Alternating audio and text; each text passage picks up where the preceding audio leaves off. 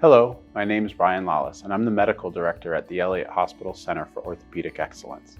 I'm also one of the hip and knee surgeons who operates here routinely. Having an understanding of what this process entails, from the preoperative preparation to the procedure itself and to everything that follows in the recovery period, can help decrease your concerns, make the process go more smoothly, and ultimately lead to a wonderful outcome. Whether it be me or any of your other talented surgeons, your nurses, your physical therapists, and your case managers, we all believe strongly that providing accurate patient expectations can improve your overall experience. What's to follow is meant to be an outline of what your experience will be. If you have any specific questions, please don't hesitate to reach out to your surgeon's office and have those addressed promptly.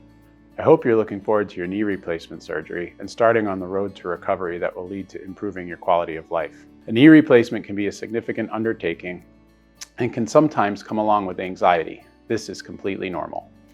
Thank you also for watching this video. Our team has put a lot of thought and effort into providing a detailed educational experience for you prior to your surgery. We hope you find this information useful, and we look forward to seeing you at the Elliot. Hi, my name is Sally. I'm a nurse case manager.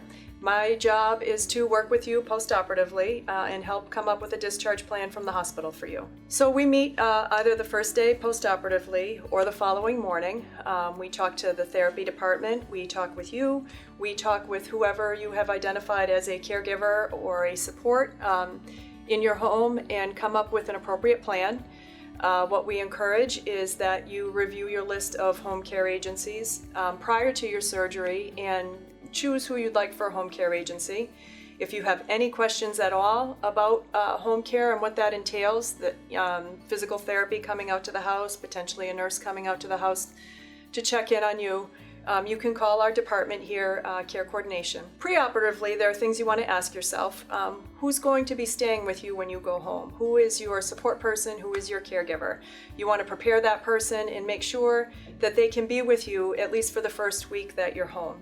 You want to have meals prepared in advance. You want to plan your transportation home from the hospital. And to any appointments you may need to go to. Therapy will talk further about preparing your home setting for when you first come home, staying on the first floor, any equipment you may need. In very rare circumstances, sometimes people go to a skilled nursing facility post-operatively, depending on what their needs are. Because this is an outpatient procedure, depending on your insurance, you may have to pay room and board at a rehab facility, so that is something for you to be thinking about prior to your surgery.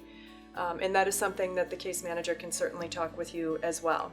In terms of, I'll go back to your hospital stay and how long you'll be here, that will be something I encourage you to speak with your surgeon about prior to your surgery, how long they think you'll be in the hospital. But again, it tends to be either a same day or the following day heading home with home care. In the rare circumstance that you do need a facility following your surgery, you have a list in your packet. Please review that list. Think about 3 facilities that you would prefer to go to.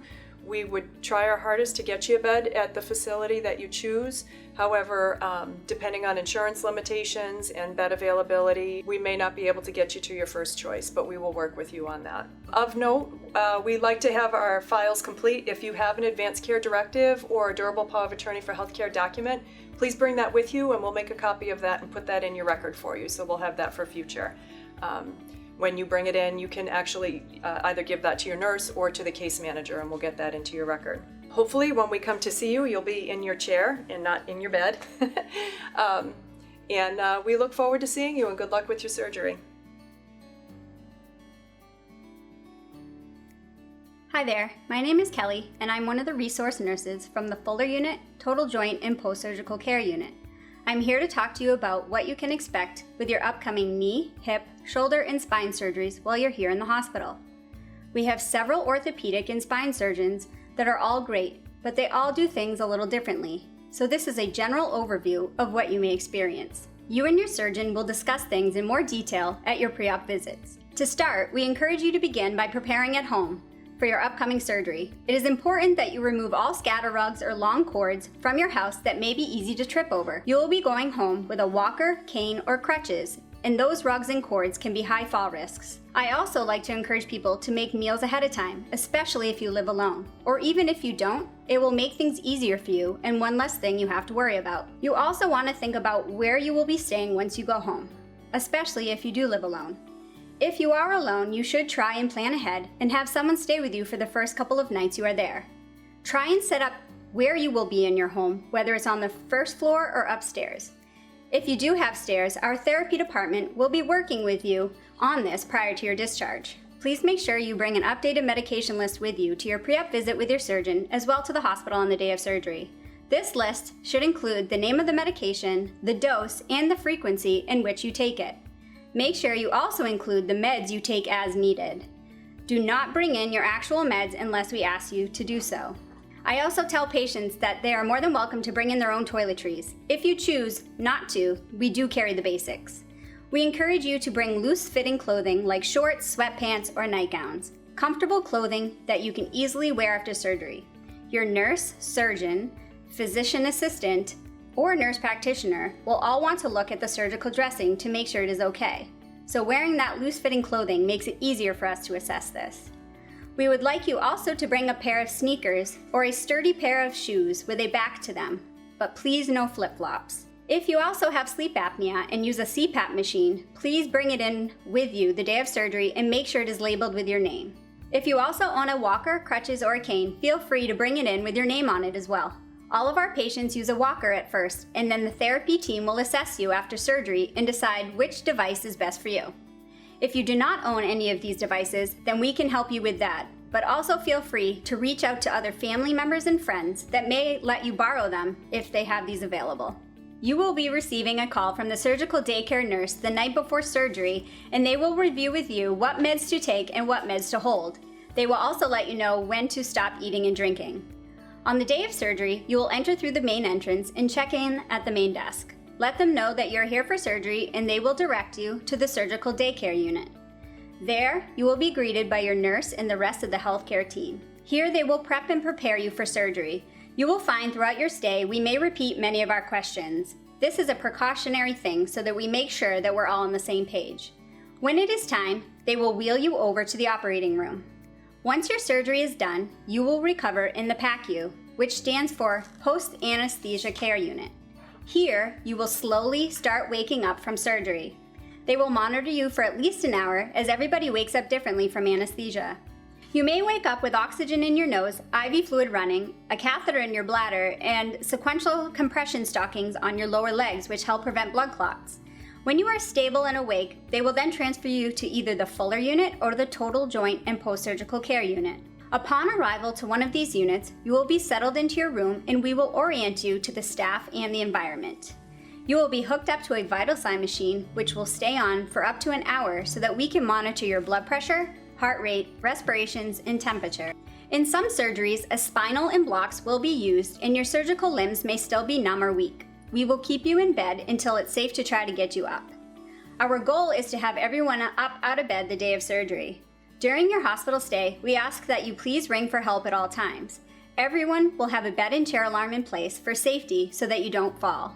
The staff will frequently be checking on you and checking your extremities and doing CSMs, which stands for circulation, sensation, and movement, along with your pulses in your feet and wrists. The staff will also be asking you if you have any numbness, tingling, or pain in your extremities.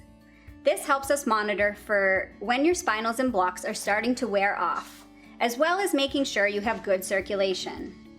Some of the other equipment you will see on the units includes this Volt phone.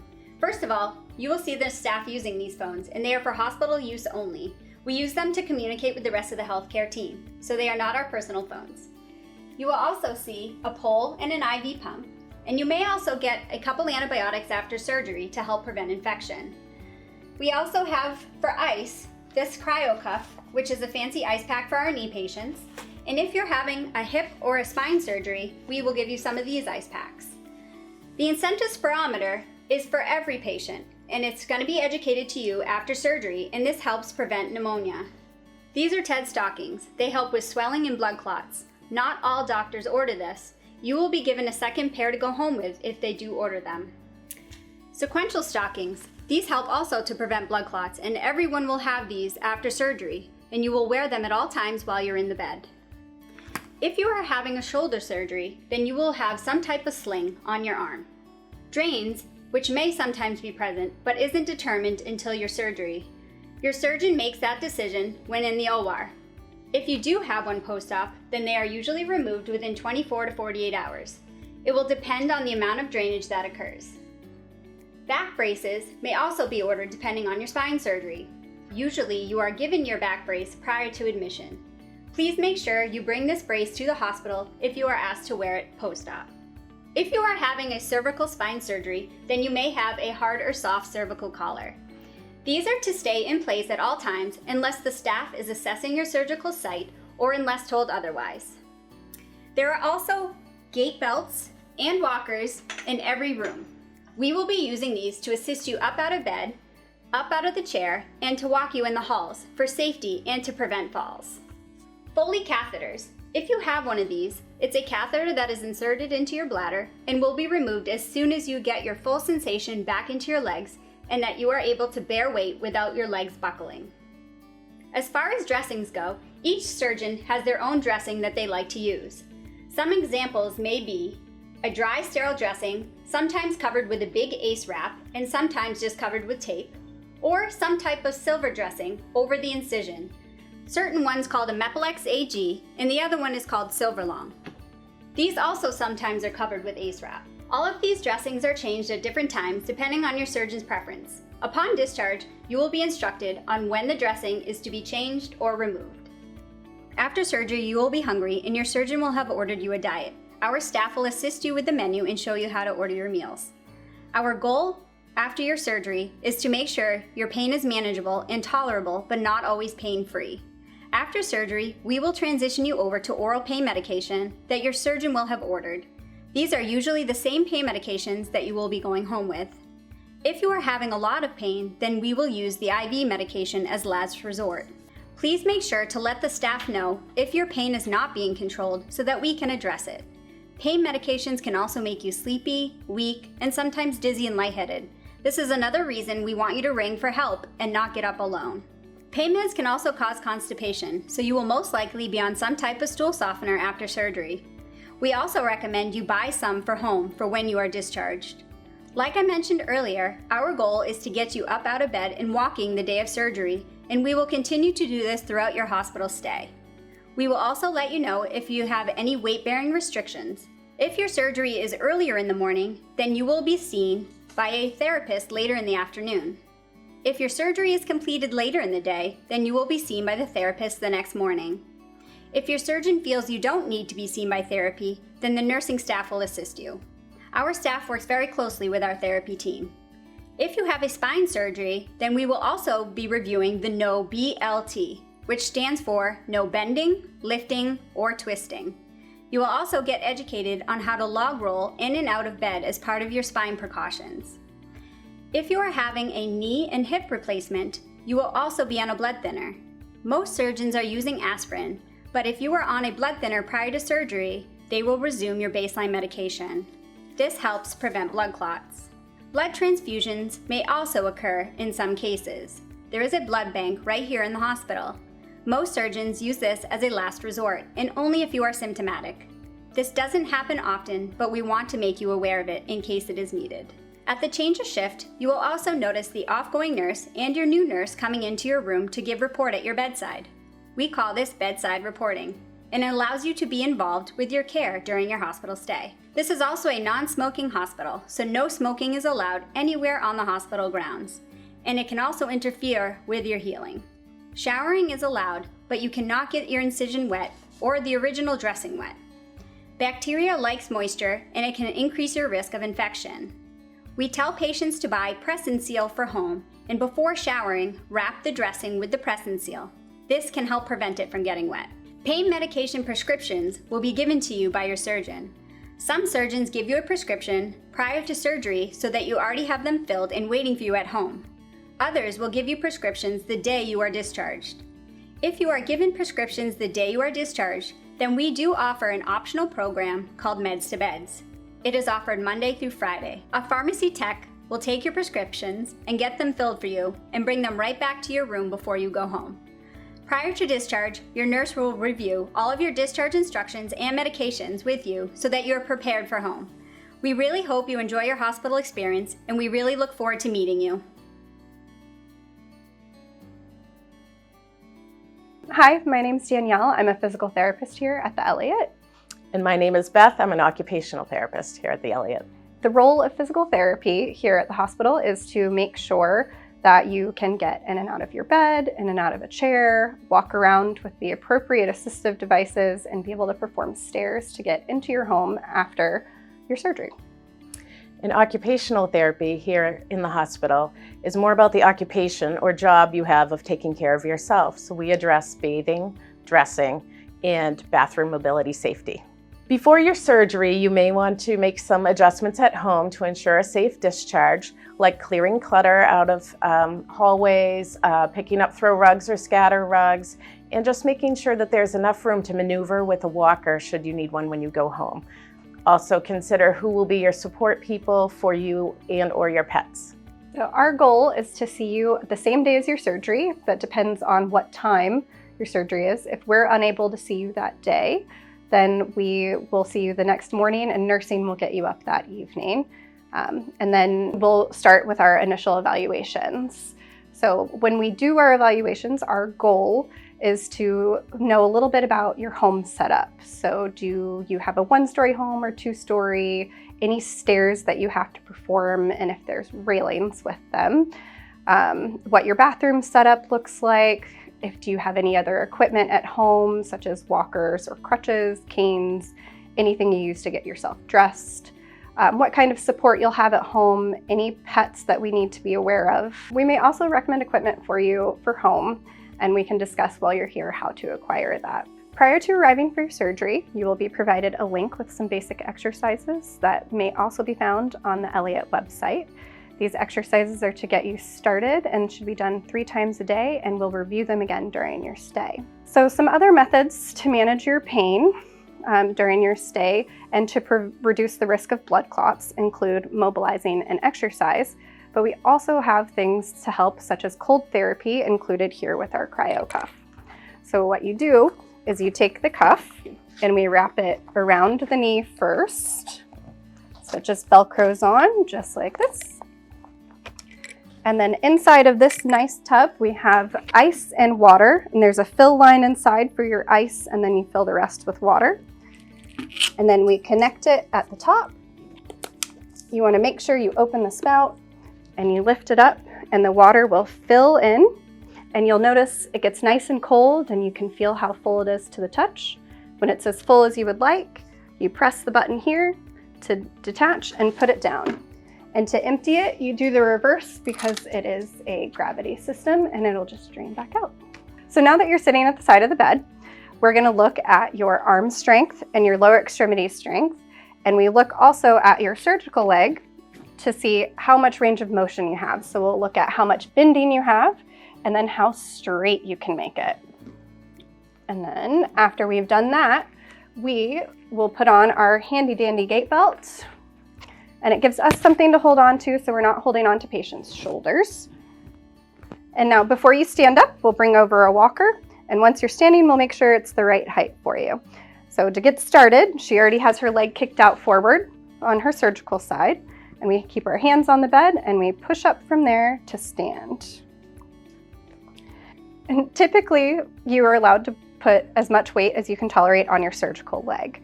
So now that she's standing, I'm going to have you put one arm just down by your side, and then we will check the height of the walker. So the handle should hit right about your wrist, and if it doesn't and you need to adjust it, we would use these buttons here to adjust it up or down. And now that that walker is adjusted, we'll have both hands on the walker, and we start to take a few steps. So first we do the walker, our surgical leg, and then our non-surgical. Yep.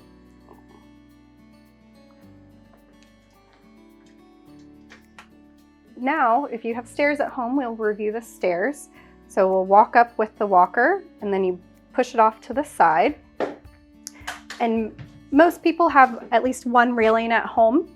So we'll put both hands on this left rail here And then you start by going up with your non-surgical leg and followed by your surgical. And we'll go all the way up one at a time, just like this. Very good. And then to come back down, we keep both hands on the same rail and we lead with your surgical leg coming back down the stairs. And same thing, one step at a time.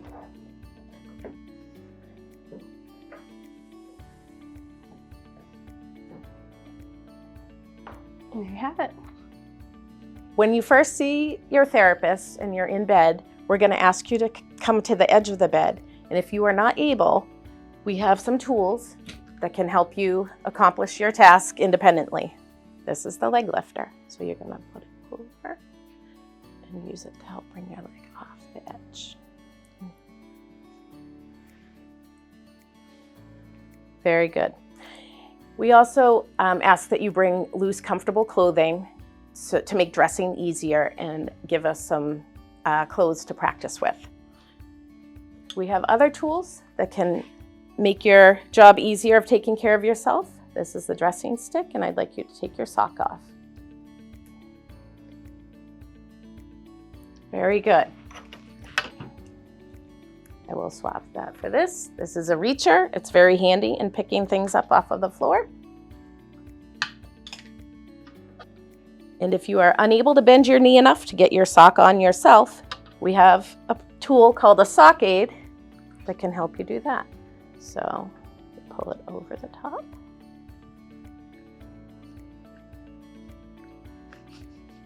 And lower it down on the ropes.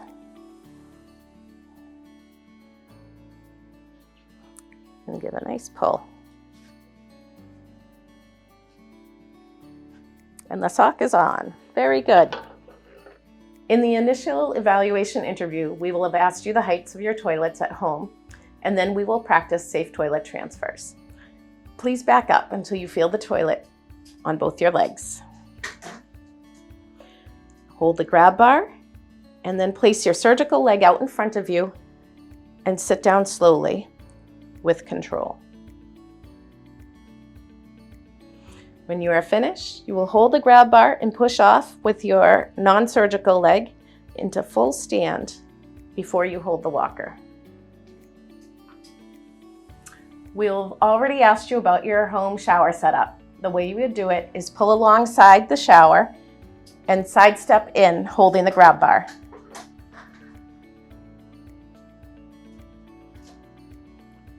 Then sit on the chair for your showering.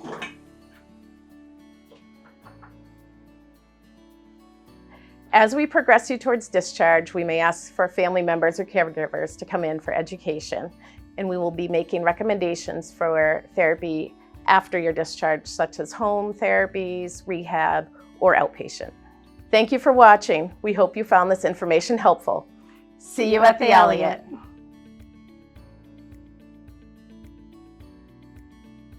Hi, my name is Dave Arndt. I'm one of the anesthesiologists at the Elliot Hospital in lovely sunny Manchester, New Hampshire. I'm here talking to you today to go through some of the processes behind the anesthesia for various orthopedic procedures. Typically, you come in, you meet your whole team for the day, your anesthesiologist comes and speaks to you, goes through your history with you. You'll meet a nurse anesthetist as well. We do use a care team model here at the Elliot Hospital. That means that an anesthesiologist works with one or more nurse anesthetists, up to as many as 4 at a time, and it's a great model. When I came out of training many years ago, I never thought I was going to be working with other people in that fashion, but I've actually really enjoyed it. It's a great way for a couple professional sets of eyes and hands to be involved in every patient's care. You meet your fantastic team. You're going to meet your nurse in the block room, who is going to be wonderful, as they all are. You're going to meet your anesthesiologist, your nurse anesthetist. You'll meet also the circulator from the room. All these people are going to come and talk to you before you go off to surgery.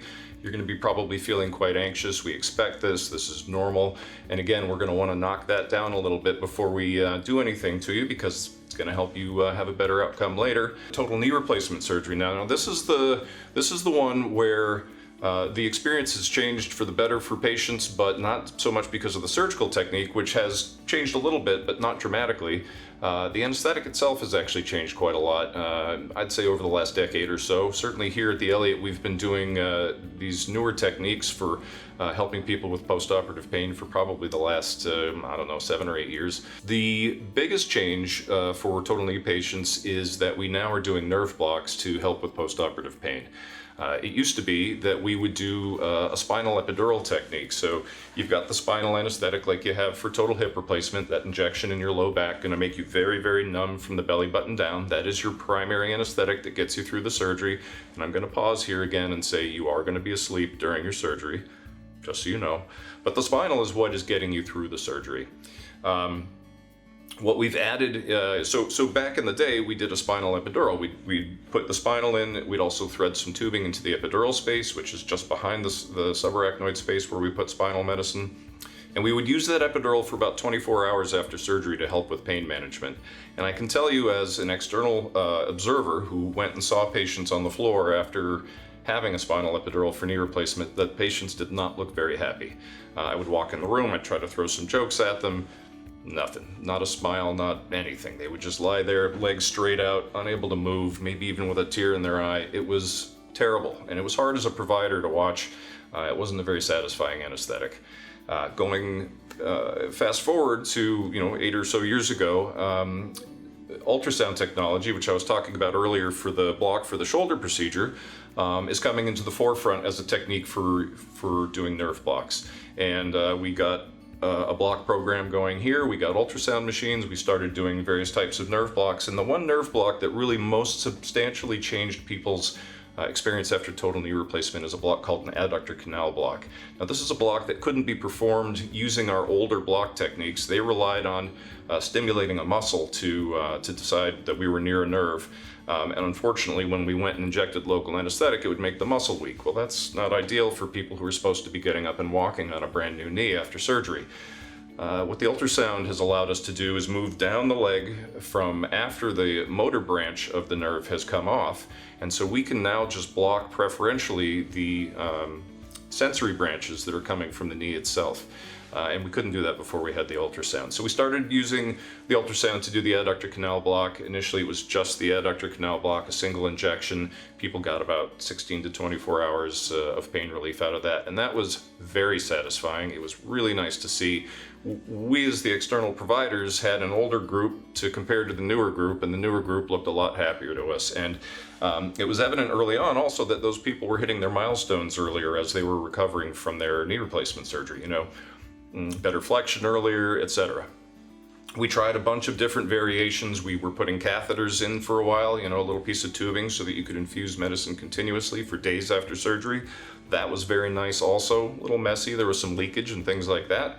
Fast forward now to several years ago, and now we're using that medicine I was describing earlier, Exparel, which is a repreparation of an old anesthetic that we've used for a long time. So bupivacaine is a local anesthetic that's been around for a very, very long time. It's been used in lots of different applications in the surgical world. Some brilliant person, I wish it was me, but it wasn't, figured out how to encapsulate those local anesthetic molecules in these tiny things called liposomes, which are basically like microscopic soap bubbles. And so what you get is you get these soap bubbles, you get this big soapy mess in there, and these bubbles pop over time and give you a very nice time release effect from your blocks. So instead of only lasting 16 to 24 hours like a straight bupivacaine block might, this block actually lasts somewhere between 2 and 4 days. So it gives you a very nice start on pain management after your surgery. Now, the worst pain after surgical procedures, typically the first 48 hours or so, if we can get you through that part where your brain is saying, wow, something terrible has happened, with little or no pain, then that's a win. And these blocks work very, very nicely. It also is going to help during the anesthetic because while you're asleep in the operating room, which you will be asleep in the operating room, by the way, because your brain's not receiving as much stimulation from the surgical site, we don't have to use as much anesthetic agent to keep you asleep either.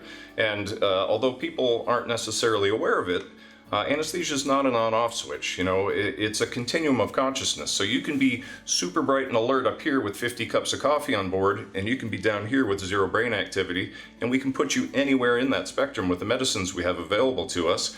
Somewhere here in the middle, you lose consciousness, and For a procedure like this, where we basically, after the block is in, we just don't want you to move during the surgery, we can keep you in a pretty light anesthesia plane. And so I think people feel better for that when we're done. You know, less anesthetic agent means less hangover effect when we're done, less chance of feeling sick to your stomach, etc. So I think people's recoveries are better because of the block. In addition to the wonderful pain management properties as well. We discovered along the way that people complained an awful lot about how much the back of their knee hurt if we didn't do a nerve block for the back of the knee, so we added that in, even though it's probably only about 10 or 20% of the total pain experience after knee replacement. That's a substantial amount of pain when you're talking about knee surgery. Knees are very richly innervated. Knees and shoulders are probably the two hardest joint replacement recovery that we do. So, first block we do is the one for the back of the knee. It's called an IPAX block. We're going to have you turn on your side with the operative leg up. You're going to be sedated and comfortable and feeling very good about the universe at this point. We take an ultrasound probe and put it behind your knee. We put some local anesthesia in the skin on the side of your knee, which feels like a little pinch for a few seconds. And then we go in through that numb spot and we basically lay a ribbon of local anesthesia across the back of your knee. It's more of a field block. It's just trying to get all these little perforator nerves that are traveling in the area. And that helps, like I said, a lot with the back.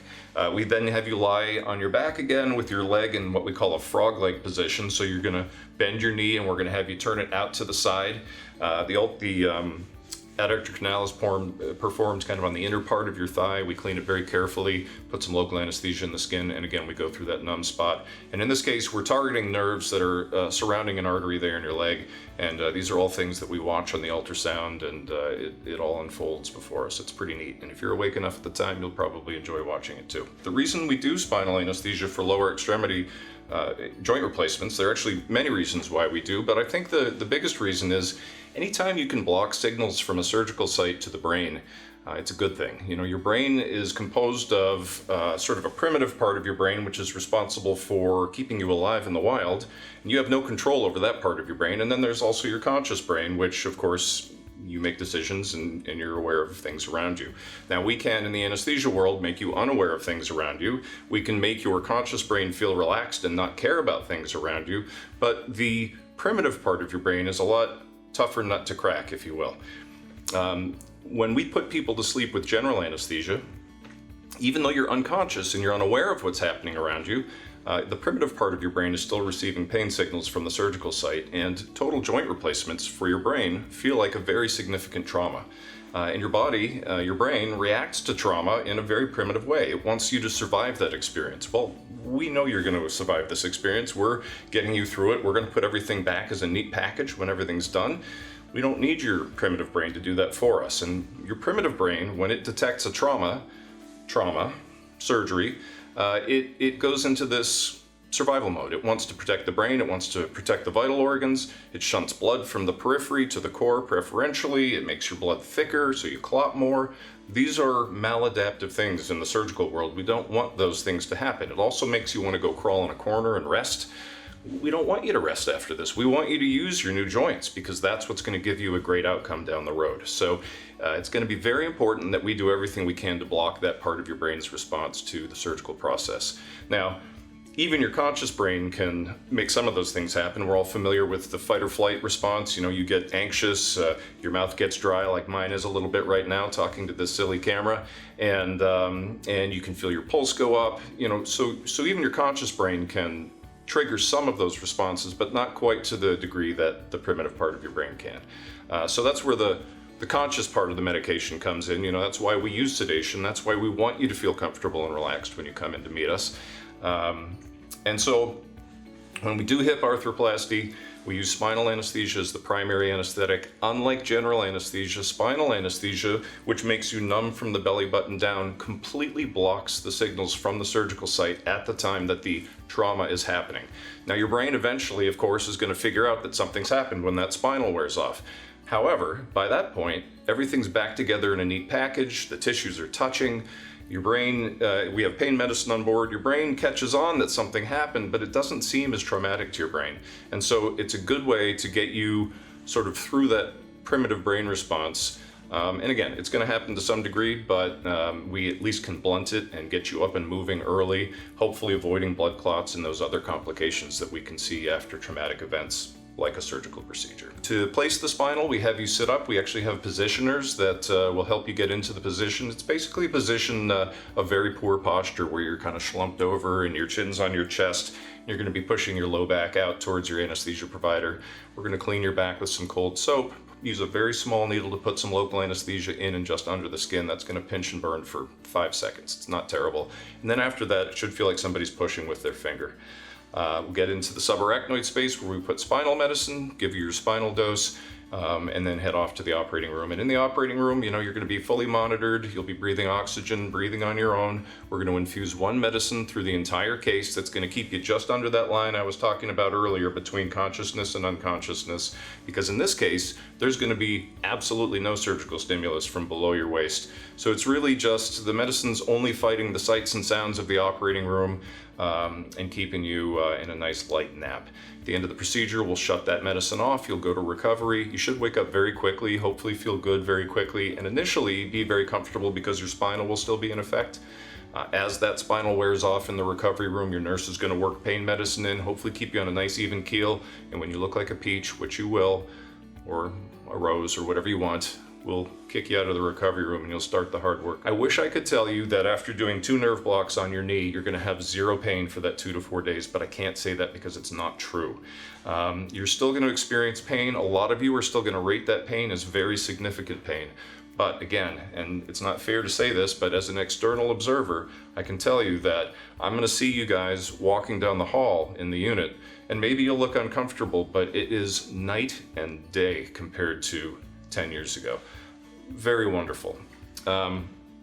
Hopefully you'll hit your milestones early and have a good experience, and if you need another knee done, come back and see us again. Thanks a lot for your time. I didn't get to see you today, but hopefully I'll see some of you day of surgery, and look forward to seeing you.